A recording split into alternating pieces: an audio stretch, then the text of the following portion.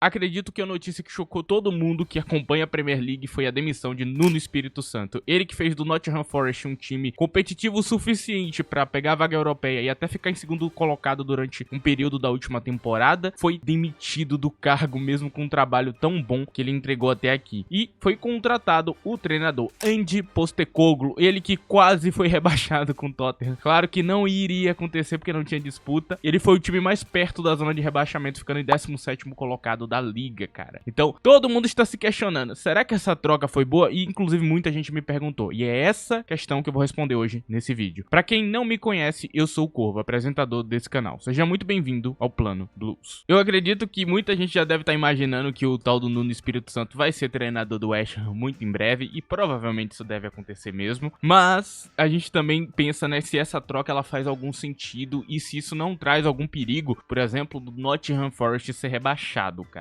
E, rapaziada, aqui no início eu já deixo claro, sim, existe e realmente é muito perigoso que isso aconteça. E a gente tem aqui uma mudança de identidade que ela é grande, mas existe uma luz no fim do túnel, ok? E eu vou explicar durante esse vídeo que luz é essa no fim do túnel que existe pro time do Nottingham Forest. Mas, realmente, a mudança de identidade ela vai ser grande, cara. E o que eu posso dizer pra vocês é que, no melhor dos cenários, a gente vai ter um Ange conseguindo entregar ali o Forest na 10ª posição, ou também um Ange que não vai estar perto da zona de rebaixamento. Até porque, apesar do elenco do Forest hoje não ser aquele elenco grandioso, é um elenco bom. Outra coisa importante é que Ange Postecoglou consegue fazer o trabalho dele rodar um pouco rápido. Então, talvez ele consiga já ajeitar as coisas de uma maneira um pouquinho mais rápida. Vocês viram no Tottenham, foi bem rápido o trabalho dele para dar efeito ali no Tottenham. Realmente já começou a temporada muito bem naquela época. Então, existe sim uma chance, né, dele conseguir entregar algo interessante ali, cara. Mas a perca de Nuno Espírito Santo, cara, ela é muito grande, porque o Forest adquiriu uma identidade dentro da Premier League que era maravilhosa, cara. Ela era algo realmente brilhante, porque o Forest é um time que você sabia que era difícil de bater. Você pode ser o primeiro colocado ou o último, você sabe que um jogo contra o Forest vai ser difícil. Eu mesmo tava já pensando, cara, como é que vai ser as partidas do Chelsea contra o Forest nessa temporada? Porque nessa temporada a gente não tem acesso a certas peças que saíram do elenco que eram essenciais para esse jogo difícil. Eu já tava imaginando já esse cenário e agora a gente já tem uma resposta, né? Uma resposta que deixa a coisa um pouquinho mais clara, porque a gente já sabe exatamente como é que vai ser ali contra a Ange, porque Ange, quando você ia enfrentar ele, era um pouco mais fácil, era mais previsível o que ele ia fazer em campo. Então a gente tem o Nuno Espírito Santo, que era um treinador que trazia uma compactação de bloco muito grande, um time que não te dava espaço pra poder fazer nada, e um time que aproveitava muito bem os contra-ataques. Não só isso, a gente tinha um Nuno Espírito Santo também que sabia aproveitar a bola parada, que sabia aproveitar as características dos jogadores ali, de cabeça, tudo mais. Então eles sempre estavam buscando ali as características positivas que cada jogador tinha. Um Nuno também que via na fisicalidade desses jogadores a solução pro jogo. Então ele queria uns jogadores um pouco mais fortes fisicamente pra imprimir uma força no adversário. Tinha um sistema de pressão que eu diria que é bem inteligente ali, né? Muitas das vezes não acabava subindo tanto pra não dar espaço demais pro adversário. Pressionava numa parte mais favorável ali, uma pressão média, uma pressão baixa, que você já rouba a bola já pensando no contra-ataque. Armava um sistema de contra-ataque que às vezes mudava, né? Em alguns jogos você viu uma estrutura de 3 caras pro contra-ataque. Muitas das vezes a figura de Elanga, a figura de Chris Wood e algum outro jogador. Às vezes era uma dupla ali no contra-ataque, a depender do adversário, adversários que eram mais fortes. Talvez ele fizesse uma dupla ali pra compactar ainda mais aquele bloco. Então havia todo um pensamento, fórmulas de conseguir o gol em bola parada, em cruzamento, em contra-ataques. Aproveitar também ali aquele momento do jogo onde você tá com a bola no pé, onde você tem a posse da bola e você consegue colocar ali um pouquinho mais alta. Então ele conseguia até subir essa linha em alguns momentos e aproveitar e realmente pressionar o adversário. A gente sofreu com esse momento, né? O Chelsea sofreu muito com isso. O Forest imprimindo uma pressão ali em um momento do jogo. Não era por tanto tempo, então a posse de bola dele era um pouco menor. E ele estava extremamente confortável em não ter a bola no pé. Ele conseguia manter padrões defensivos brilhantes que você encontra nos melhores treinadores do mercado. Eu diria que isso é muito bom porque ele conseguia combater o futebol moderno muito bem. Ele era um antídoto pro futebol moderno, cara, muitas das vezes. Porque ele sabia bater exatamente onde doía e ele estava muito confortável em não ter a bola no pé. Então isso era muito legal, cara. E eles vão sair dessa identidade. Eu não perderia essa identidade por nada, por nada. Porque, cara, se você mantém anos dessa identidade, você vai construindo um elenco ali, cara. Lá na frente, você pode entregar algo muito grande, cara. Além de que havia uma chance que eu diria que era grande dele conseguir ganhar um título interessante essa temporada. E sabe, até um título europeu. Esse tipo de identidade é muito forte contra adversários que são mais fortes também, cara. Então, muitas das vezes o adversário que é mais forte, ele vai pressionar, pressionar, pressionar e fazer o gol. Se o gol não acontece, se ele corre muito pela bola, se ele faz muita pressão e o cara cansa correndo e ele não consegue o gol, você você tá em muita desvantagem. E era exatamente isso que esse cara fazia pra ganhar alguns jogos. Então o Forest às vezes tinha alguns jogos brilhantes. É claro que teve seus momentos ruins, e aqui eu posso citar eles. Quando dava errado a estratégia defensiva dele, o Forest se ferrava, cara. Assim, era feio a partida. Era um jogo assim que não tinha realmente nenhum equilíbrio. Por exemplo, você tá aqui Bournemouth versus Forest 5-0.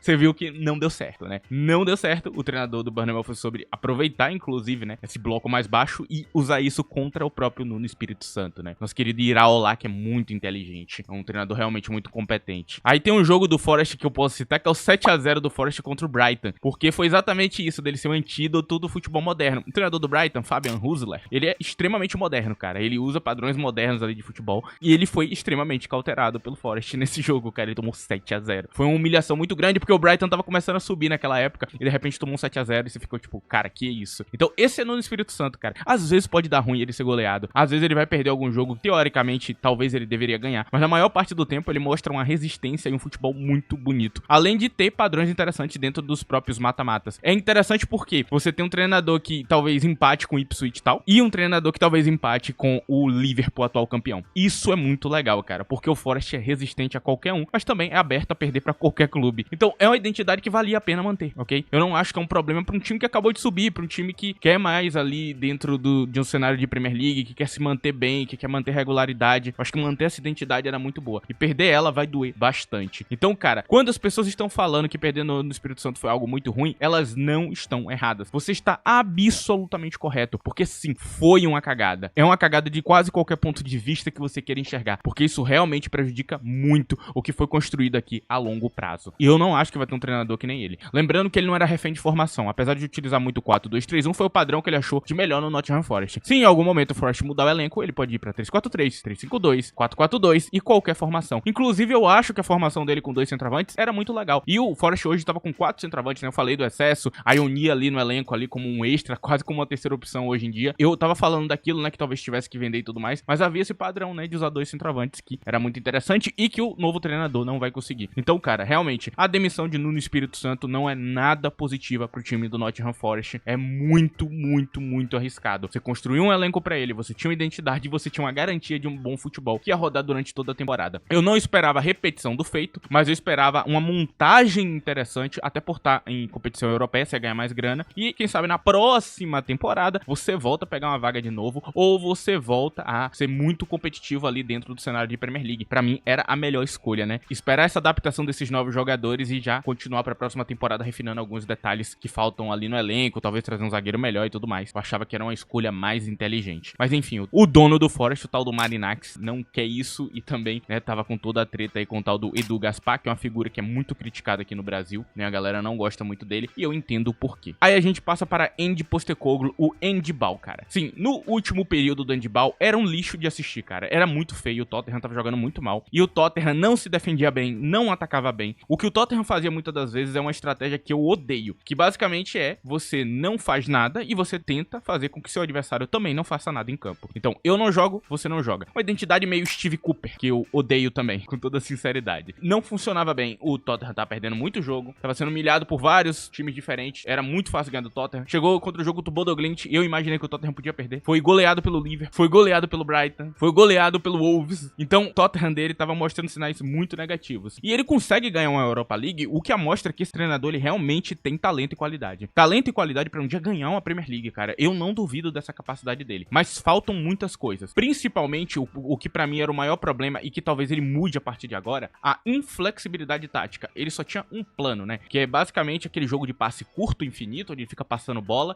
vai subindo linha, usando alguns padrões ali do futebol moderno, e ele não tinha outra estratégia. Ele podia até mudar a formação, mudar o jeito que o time funciona, mas era sempre o mesmo jogo. E claro, cada formação ali trazia um equilíbrio um pouco diferente. O 4-3-3 dele, por exemplo, é uma formação que eu gostava um pouco mais, porque o equilíbrio defensivo do time era melhor. Então sempre que ele usava isso no Tottenham, dava bom. Mas agora, tem uma série de tomada de decisões, por exemplo, em Andy, que me irritam. E aqui eu vou explicar o porquê. Olha o jogo do Chelsea contra o Tottenham, que o Chelsea ganhou de 1-0, o último jogo. Você vê um meio de campo onde ele colocou James Maddison e Bergvall pra compor esse meio de campo, essa linha de 3, né? Em vez dele colocar outro tipo de volante. Então, claramente ele ia enfrentar um Chelsea que tem uma linha muito alta, que tem um meio de campo muito poderoso, era pra ser um jogo onde ele usa Pape e Bissouma. Então era pra ter 3 volantes defensivos naquele jogo. Eu falei aquilo no Twitter na época, né? Inclusive, se quiser me seguir no Twitter, tá na tela, @ddcorvo, lá lá, eu comento futebol. Eu falei na época, né? Eu acho que ele deveria ir com 3 volantes defensivos. O Chelsea tem uma pressão muito forte, o Chelsea tem um meio de campo muito opressor. Claramente isso fez diferença pra eles perderem essa partida. Uma tomada de decisão estranha desse treinador, que deveria já ter uma leitura disso, né? Se eu sei que era necessário um meio de campo mais físico contra o Chelsea, imagina ele. Ele provavelmente sabia e ele tentou ganhar jogando o futebol dele e deu errado de novo. É uma coisa que ele muitas das vezes acaba errando, né? Que é tentar jogar o futebol dele a todo custo. E às vezes não tem um plano B e tudo mais, cara. Mas aí você deve estar se questionando, pô, mas e o encaixe dele com o elenco do Nottingham Forest, cara? Assim, eu vou mostrar pra vocês um elenco montado dele com o Forest, o que ele pode fazer. Ok, vou mostrar aqui. Eu vou explicar um pouquinho aqui do que pode acontecer. Tem muita gente dizendo que não tem como dar certo, porque vai mudar muito a identidade e tudo mais. Eu tô vendo essa crítica. Não está errada, mas também não tá certa. Por quê? Vamos lá. O jogo de Ange Postecoglou, o que muda dele pra, por exemplo, um treinador mais complexo, um treinador guardiolista, é a execução e também a complexidade. A complexidade do jogo de Ange Postecoglou é menor, é bem menor. Inclusive, é uma coisa que eu gosto bastante nele, que é o quão fácil um jogador se adapta a esse jogo, cara. Cara, qualquer jogador, cara, por mais simples que seja, por mais que tenha menos habilidade, eu acho que ele consegue se adaptar a esse estilo de jogo de passe curto dele. Ele consegue, cara. Claro que ele tem vantagens, assim como o Guardiola teria, tendo um jogador com um bom jogo de contrapressão, com bom passe, com mais inteligência. Claro, ele tem vantagem nisso, mas ele não precisa. Então qualquer jogador, por mais simples seja, consegue jogar o jogo dele. E é muito legal porque é passe curto aproximado, então os jogadores fazem muita aproximação um pro outro, aquelas linhas de passe são mais fáceis de fazer. Claro que quanto melhor o jogador, mais essa linha de passe consegue ser rápida e consegue produzir mais, então em um time maior, teoricamente, ele deveria fazer mais. Só que esse estilo de jogo comporta para quase qualquer jogador, e o time do Nottingham Forest tem algumas peças que se beneficiam disso. Um que eu posso trazer aqui agora é o tal do Ibrahim Sangaré, que gosta de jogar com a bola no pé. E no Forest jogou sem bola e foi ruim. Ele não é o mesmo jogador que ele era no PSV, por exemplo. E no PSV ele era bom, ele era um jogador muito bom. E no Forest não. E o que muda é ter bola no pé. Não tinha no time do Forest desde sempre. Com todos os treinadores que passou por ali, cara, ele não tinha bola no pé. Nosso querido Sangaré, cara, não conseguia executar bem a própria ideia dele, né, como jogador. O próprio jogador que ele é, ele não conseguia tirar as características positivas. Com o Andy ele vai. Então tem jogador aqui que eles contrataram que vão se beneficiar disso. E tem jogador que clama por jogar com a bola no pé. E que não poderia jogar com a bola no pé, teria que jogar de uma outra maneira. Então tem jogador aqui nesse elenco que vai se beneficiar muito da mudança para Andy, cara. Então tem uma chance desse time sim jogar um belo futebol, ok? Não é à toa. Agora, a Premier League conhece Andy, já sabe cauterar ele, todo mundo já se preparou pra ele, então eu quero ver que tipo de solução ele vai tentar propor. Eu tô muito curioso pra ver. Mas aqui vem a maior crítica que eu vou fazer aqui, cara. A mudança, ela é extrema. Extrema ao ponto de, por exemplo, Chris Wood hoje, que é um 9 principal, que tá todo mundo falando, nossa, ele é um 9 muito bom, talvez ele não jogue,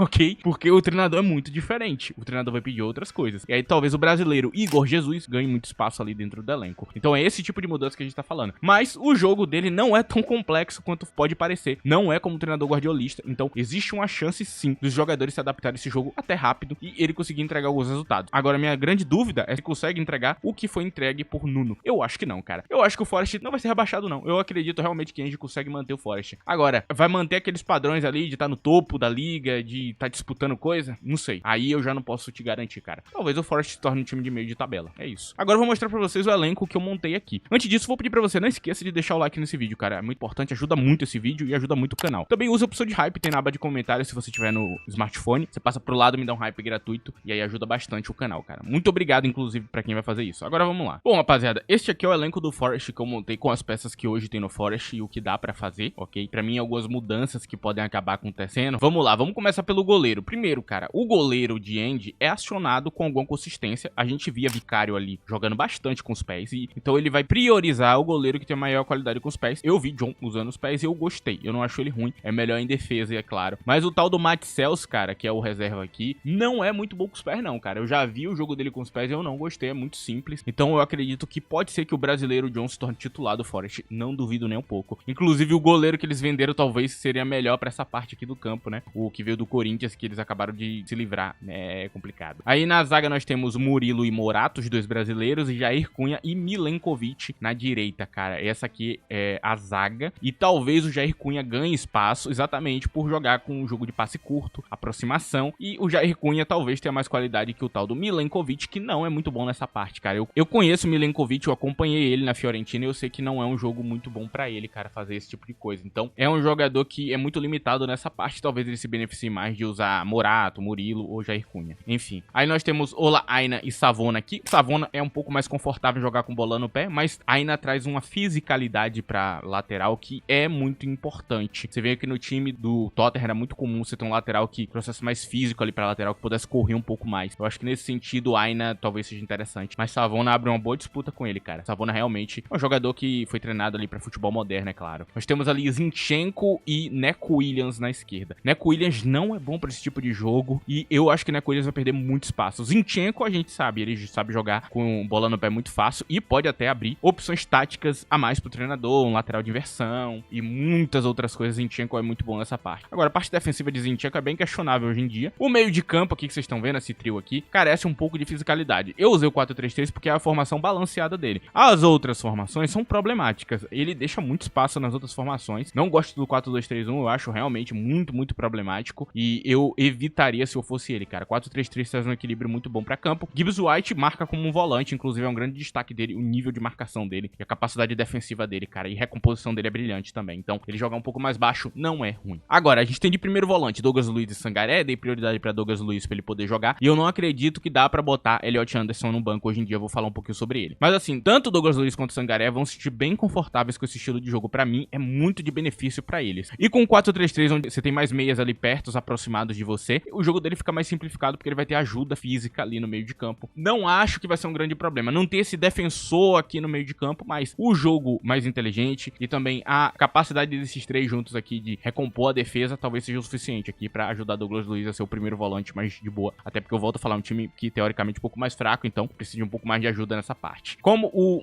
CM mais ofensivo, a gente tem Gibbs White e Makati. Makati vai ser uma dor de cabeça pra encaixar, mas eu acho que ele consegue. Ele jogou de CM também, né? Mas Gibbs White é bem melhor que ele. E temos Elliot Anderson e Domingues. Nicolás Domingues. Nicolás Domingues oferece mais, inclusive pode ser utilizado até de primeiro volante também. O tal do Elliot Anderson, cara, é um jogador que eu já vinha falando bem desde a época do Newcastle. Abri discussões sobre ele, fiquei muito puto com um cara que falou mal dele sem ver o jogo. Eu fiquei muito puto, cara. De verdade, eu fiquei revoltado disso, porque eu vi esse moleque surgindo e eu achei ele bom pra caramba, cara. Um futebol assim bonito, capacidades muito boas, agora tá sendo convocado pela seleção da Inglaterra. E, cara, eu não tô brincando, esse cara, ele é bom pra caramba. Ele é o que você espera de Wharton, sabe? Adam Wharton do time do Crystal Palace. É a mesma coisa. Elliot Anderson tá em nível com ele, cara. É um jogador de muita qualidade. Traz uma fisicalidade muito interessante com um cara alto e forte, com boa velocidade também, cara. Não é super rápido, mas tem uma boa velocidade. Então é um jogador que é perfeito pra essa função aqui. E ele parecia muito mais um meio atacante quando ele surgiu, inclusive. Então ele é muito bom chegando à frente também do campo. É um bom segundo volante que chega à frente,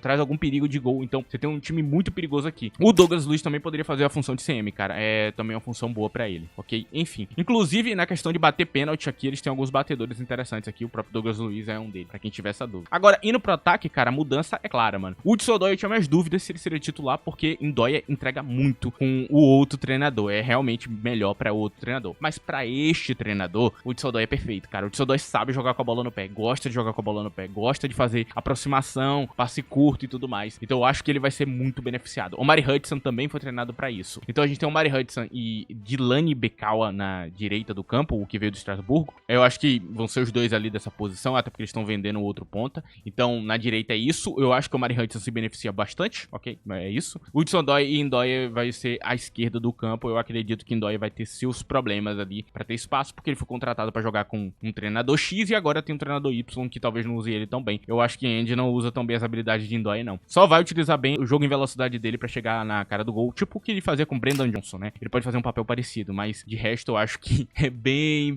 problemático a junção dos dois, cara. Enfim, vamos ver no futuro o que acontece. Aí nós temos aqui Igor Jesus e Kalimuendo como os camisas 9. E sim, eu tirei o Wood porque, na minha cabeça, o 9 dele tem que jogar com bola no pé, cara. Eu não lembro de um 9 dele que não jogava com bola no pé, cara. Eu lembro de Diogo Furuhashi jogando com bola no pé. Eu lembro muito bem de Richarlison jogando com bola no pé e muitos outros. Todos jogam com bola no pé, criando o jogo, afundando ali pro meio de campo e fazendo a função que Igor Jesus faz com maestria e perfeição. Igor Jesus pode ser uma evolução direta a Richarlison e entregar muito mais. Então, pra mim, é uma junção, sim, muito boa. E essa aqui é a formação. O que eu acho que ele pode fazer pra manter um equilíbrio bom. Ele pode ir pra 4-2-3-1, ele pode ignorar algumas coisas, ele pode tentar utilizar Ndoye ali, mas eu acredito que a melhor formação é isso, né? Até pelas habilidades de Hudson, as habilidades de outros jogadores aqui. Jogadores que, pra mim, é o core principal isso aqui, cara. Eu posso estar errado, por exemplo, aqui na lateral, né? Ele usa Savona um pouco mais, porque eu volto a falar, Savona é bom pra futebol moderno, cara. É um jogador interessante mesmo nessa parte. Enfim, cara, este aqui é a formação e esse é o vídeo, cara. Essas são as informações que vocês podem ter. E sim, cara, é uma aposta dura, que a maioria das pessoas não faria, gostaria, mas eu entendo o lado dele. Realmente, ele vai jogar um futebol moderno, talvez isso dê um resultado a longo prazo. Agora, eu tenho muito medo do que isso pode causar em efeito cadeia. No pior dos cenários, o Forest vai ser rebaixado, cara. E aí, cara, nossa, pro investimento que eles fizeram ser rebaixado, seria um filme de terror. Vamos ver aí até o fim da temporada. Eu agradeço o que Marinakis fez. Eu agora não tenho mais nenhuma dor de cabeça quando eu for enfrentar o Forest. Eu tô tranquilo, tô tranquilaço, tá ligado? Que maravilha que é Ange Postecoglou, porque ganhar de Ange com um time grande é fácil pra caramba, cara. Ele já provou aí que ele não tem futebol pra enfrentar adversários maiores. Mas vai que ele cala minha boca, né? Enfim, rapaziada, esse aqui é o vídeo de hoje. Espero que vocês tenham gostado. Agradeço a presença de todos os senhores, ok? É isso. Tchau.